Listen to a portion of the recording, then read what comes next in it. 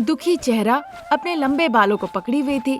अनामिका अपने हाथ में पर्स डालती है और वो मिट्टी वाले रास्ते से जंगल के तरफ पैदल चलने लगती है।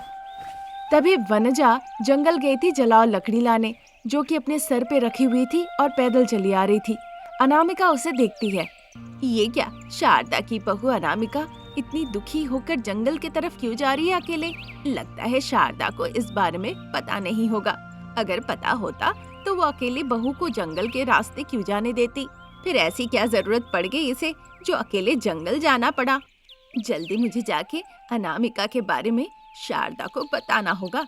ये सोचकर वनजा लकड़ियों का गुच्छा सर पे रखती है और गांव के तरफ जाने लगती है।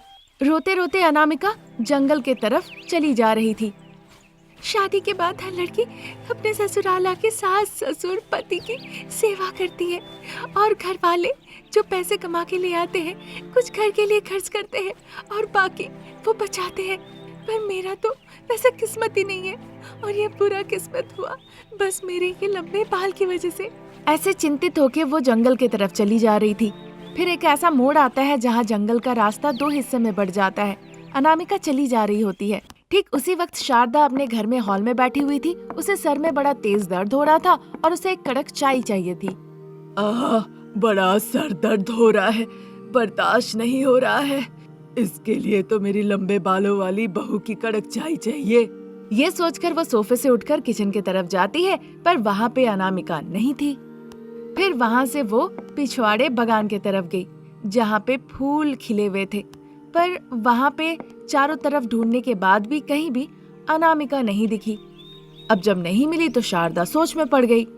ये क्या, मुझे तो मेरी लंबी बाल वाली बहू कहीं भी नहीं दिख रही है। मैंने घर के अंदर देखा, घर के बाहर भी देखा, यहाँ पे भी नहीं है। वो मुझे बिना बताए तो कहीं नहीं जाती। एक बार मैं उसे फोन लगा के देखती हूँ। ऐसा सोचकर वो अंदर आती है। फिर सोफे से फोन उठाकर वो अनामिका को फोन लगाती है। फोन तो स्विच ऑफ था। अब उसे टेबल के ऊपर एक पेपर दिखता है। वो देखकर तो शारदा बहुत परेशान हो जाती है। उसके पेट में खलबली मचने लगती है। उसे बड़ा असहज महसूस होने लगता है। खुद को वो रोक नहीं पाती। शहर में काम कर रहे पति प्रसाद को फोन लगाती है। क्या हुआ शारदा, इतनी परेशान हो? बेटे को लेकर घर आइए, बहू मुझे कहीं नहीं मिल रही है। फोन भी उसका ऑफ आ रहा है। सिर्फ इतना ही नहीं, एक चिट्ठी लिख के यहाँ रख के गई है। मुझे बहुत चिंता हो रही है, जल्दी घर आइए। जब उन्होंने ऐसा सुना तो बेटे रमेश को साथ लेकर कपड़े के दुकान से वो अपने घर लौटने लगे। वो ऑटो में बैठ गए और ऑटो चल पड़ी। बहू घर पे कहीं नहीं मिल रही है बेटा। हो सकता है उसके लंबे बालों के लिए शैम्पू या फिर तेल या कंघी लेने के लिए दुकान पे गई होगी। वो लौट आएगी ना पिताजी? नहीं बेटा, तुम्हारे माँ ने भी यही सोचा था। 1 घंटा इंतजार की, जब नहीं आई तो हमें फोन की। ऐसी बात है तो जल्दी चलिए पिताजी, हो सकता है सास बहू के बीच कुछ हुआ हो। बहू के बालों पे जो खर्च होते हैं उसके लिए तुम्हारी माँ ने कई दफे उसे सुनाया है, और कितना दुखी होती रहेगी तुम ही बोलो। यहाँ पे माँ की भी कोई गलती नहीं है पिताजी। तुम ना अपनी माँ के ही बेटे हो। मुझे अच्छे से पता है तुम माँ बेटे की कैसी सोच है। मुझे पता है तुम्हारी माँ ने ही कुछ कहा होगा, इसीलिए बहू घर छोड़ के चली गई और एक चिट्ठी छोड़ गई। ये सुन के फिर रमेश कुछ नहीं कहता है। वो दोनों ऑटो से घर पहुंचते हैं। शारदा बहू की लिखी हुई चिट्ठी रमेश को देती है। रमेश उसे पढ़ने लगता है। माफ कीजिएगा सासू माँ, चाहे जितना भी ना चाहूँ मेरे बाल इतने लंबे होते ही जा रहे हैं। मैंने तरह तरह के उपचार कर लिए, फिर भी बढ़े जा रहे हैं। आपने कहा सर मुड़वा लो, मैंने वो भी किया। आपका दिया हुआ दवाई भी लगाई। आपने कहा बाल कटवा दो, वो भी किया, पर फिर भी वो बढ़ गए। मैं समझ सकती हूँ, मध्यम वर्गीय परिवार के लिए बालों पे इतना खर्च होना बहुत ही चिंताजनक विषय है। इसके लिए बस एक ही रास्ता है, मेरी मौत। इसीलिए मैं खुद इस घर को छोड़कर जा रही हूँ। मुझे आप लोग ढूंढने की कोशिश मत कीजिएगा। पिताजी को मेरा नमन। कम बालों वाली किसी लड़की को देखकर अपने बेटे की शादी करवा दीजिएगा। अब मैं आप सभी से विदा लेती हूँ। चिट्ठी पढ़ने के बाद रमेश रोने लगता है और उसके हाथों से कागज नीचे गिर जाता है। शारदा प्रसाद भी परेशान होकर रोने लगे। ठीक उसी समय लंबे बालों वाली अनामिका जंगल के रास्ते होकर एक पुल के ऊपर से जंगल के तरफ अंदर चली जा रही थी।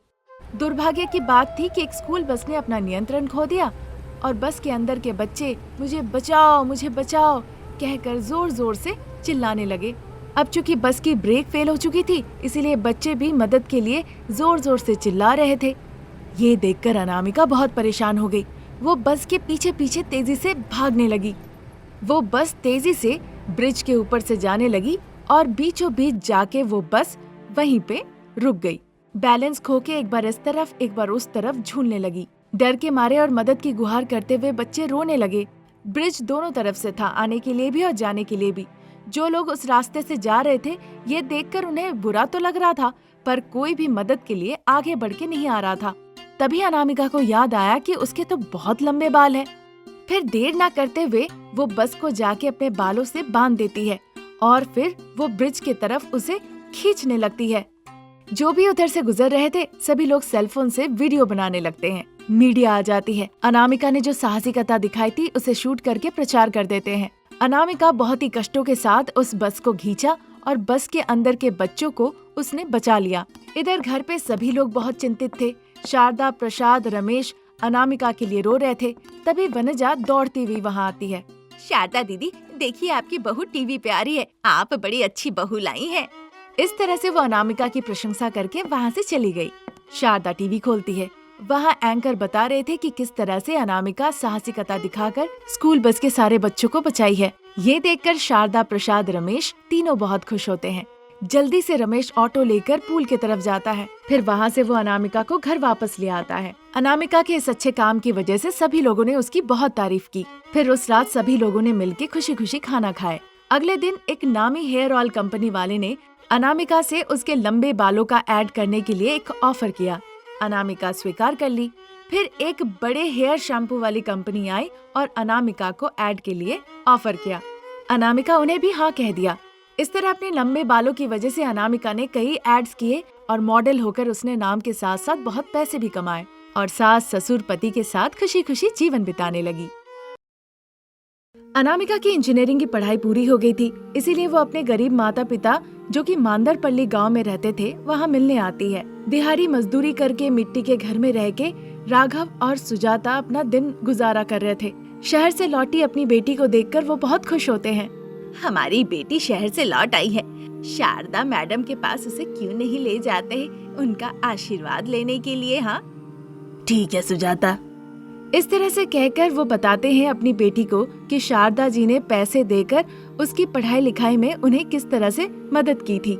अनामिका भी सोचती है जब शारदा जी इतनी अच्छी इंसान है तो उनके पास जाकर एक बार उनका आशीर्वाद लेना चाहिए। ये सोचकर अपने पिता के साथ वो शारदा के घर जाने लगती है। उस गांव में शारदा और उसके परिवार बहुत ही बड़े घर में रहते थे। शारदा और प्रसाद भी बड़े दयालु दंपति थे। उनका एक बेटा था रमेश। वो बड़े ही अय्याशी भरी जिंदगी जीने वाला इंसान था।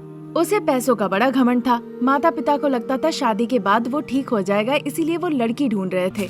ठीक उसी वक्त राघव और सुजाता अनामिका को लेके शारदा के घर जाती है। अनामिका शारदा और प्रसाद को बहुत अच्छी लगती है। अगर अनामिका उनकी घर की बहू बन जाती है तो उनका बेटा घर पे रहेगा और बदल जाएगा। ऐसी बात वो राघव और सुजाता को बताते हैं।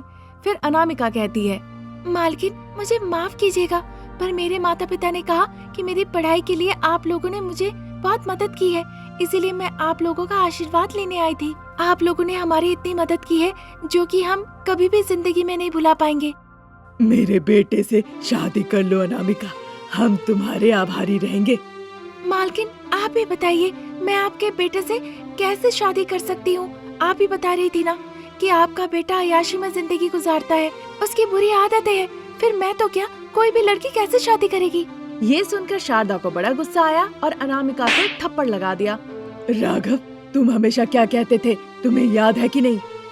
हाँ मालकिन, कभी मौका मिले तो मैं आपका सारा कर्ज चुकता कर दूंगा, यही कहता था ना। हाँ, और वही कर्ज चुकता करने का मैं तुम्हें मौका दे रही हूँ तुम्हारी बेटी के रूप में। जल्दी सोच विचार करके बताओ।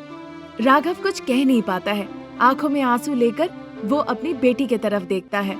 अनामिका पिता की तकलीफ समझ जाती है और रमेश से शादी करने के लिए वो अपनी मंजूरी दे देती है। इस तरह रमेश की शादी पढ़ी लिखी इंजीनियरिंग लड़की अनामिका से हो जाती है। फिर एक दिन अनामिका अपनी सासू माँ से कहती है, सासू माँ, गर्मा गर्म चाय बनाई हूँ, पी लीजिए। शारदा चाय लेकर देखने लगती है। क्योंकि अनामिका उनके ऊपर टिप्पणी दी थी, इसीलिए शारदा अब अनामिका से बदला लेने के लिए सोचती है और एक तरकीब बनाती है। अरे बहू, ये चाय गरम कहाँ है? ये तो ठंडी है। अरे सासू माँ, ये तो बहुत गर्म है। इसे तुम गरम कहती हो बहू रानी? ऐसा गरम होना चाहिए कि चमड़ी पे गिरे तो चमड़ी हट जाए, पर जो चाय तुमने दी है ये चमड़ी पे गिरने पर भी किसका कोई एहसास नहीं होगा। लाओ अपना हाथ लाओ, मैं डाल के देखती हूँ। अगर चमड़ी हट जाए तो गरम है और अगर नहीं तो नहीं। क्या कहती हो मेरी इंजीनियर बहू रानी? जैसे ही शारदा कहती है, अनामिका तुरंत समझ जाती है कि शारदा उसके साथ बदला लेना चाह रही है, इसीलिए वो इस तरह से कह रही है। अब देखिए, ऐसा कह के अनामिका अपना हाथ आगे बढ़ा देती है। जब शारदा उसके हाथ पे गरम चाय डालने ही वाली होती है, अनामिका अपनी बुद्धि लगाकर शारदा का हाथ सामने ले आती है। बस गरम चाय अनामिका के हाथ पे ना गिर के जाके शारदा के हाथों पे गिरता है। अब लो। जल गया, चाय बहुत गरम है। क्या हो गया बहू, ये सब तुम क्या कर रही हो? तुम चाय मेरे हाथ पे क्यों गिराई? अरे सासू माँ, अपनी बुरी नीयत की वजह से आप मेरा हाथ जलाना चाह रही थी। अब जब चालाकी से मैंने आपके हाथ आगे बढ़ा दिए तो आप खुद ही देख लीजिए, जो सवाल आपके मन में था उसका जवाब भी आपको मिल गया होगा। और ये भी देख लीजिए, गरम चाय हाथ पे गिरने से कितनी चोट लगती है। ऐसा कह के अनामिका चाय का कप लेके किचन में चली जाती है। शारदा उफ उफ करते करते अपने हाथों पे फूकने लगी।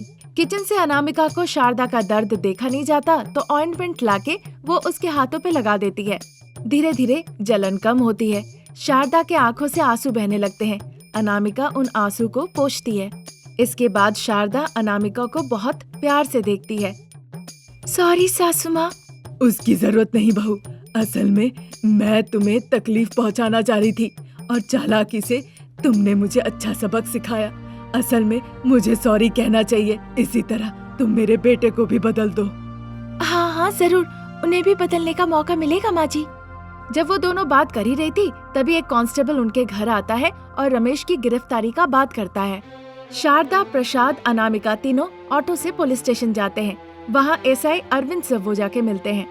क्योंकि इसकी अय्याशी भरी जिंदगी थी तो इसने उधार ले रखे थे, और जब उधार चुकता करने की बात की तो उसने एक इंसान को बहुत मारा। ये अटेम्प्ट टू मर्डर का केस हो गया है। अगर आपको उनसे कुछ बात करनी है तो जाके आप लोग कर सकते हैं। उन्होंने जब ऐसा कहा तो रमेश को वो देखने गए। रमेश जेल में बैठ के रो रहा था। रमेश ने उन लोगों को नहीं देखा था, उसका मुंह दूसरे तरफ था। उसे देखकर उन्हें बहुत बुरा लगा। 10 मिनट के बाद वो तीनों पुलिस स्टेशन से बाहर निकल आते हैं। इसी तरह दिन निकल रहे थे। शारदा अपना पूरा जायदाद बेच देती है रमेश को बेल पे बाहर निकालने के लिए। अब वो सब जाके अनामिका के मायके में आश्रय लेते हैं। अब जीविका चलाने के लिए इंजीनियर बहू अनामिका एग ऑमलेट का व्यापार करना चाह रही थी। परिवार वालों ने भी ना नहीं कहा। शहर में जाके एक अच्छा सेंटर देखकर एग ऑमलेट का उसने ठेला लगा दिया। वहाँ प्रसाद पैसे लेकर टोकन देते थे। शारदा और रमेश वहाँ पे सर्विस देते थे। उस दिन भी हर दिन की तरह रात का 10 बज रहा था। शारदा को यह सब की आदत नहीं थी, तो उसे शरीर में दर्द हो रहा था। माँ, अब मैं पूरी तरह से बदल गया हूँ। तुम इस तरह से इतनी मेहनत क्यों कर रही हो? मैं सब संभाल लूंगा। तुम घर पे रहकर आराम करो माँ। उसकी ऐसी बातें सुन के शारदा बहुत खुश होती है। इस तरह इंजीनियर बहू रानी अनामिका एग ऑमलेट का व्यापार करके खुशी खुशी जीवन बिताने लगी। रमेश ने भी खुद को पूरी तरह बदल लिया और अनामिका के व्यापार में उसे सहायता करने लगा। इस तरह वो परिवार एक साथ खुशी खुशी जीवन बिताने लगे। इस तरह इंजीनियर बहू ने एक बिखरे परिवार को संभाल लिया। ये स्टोरी अगर पसंद आई तो हमारे चैनल को जरूर सब्सक्राइब करें। Thank you for watching.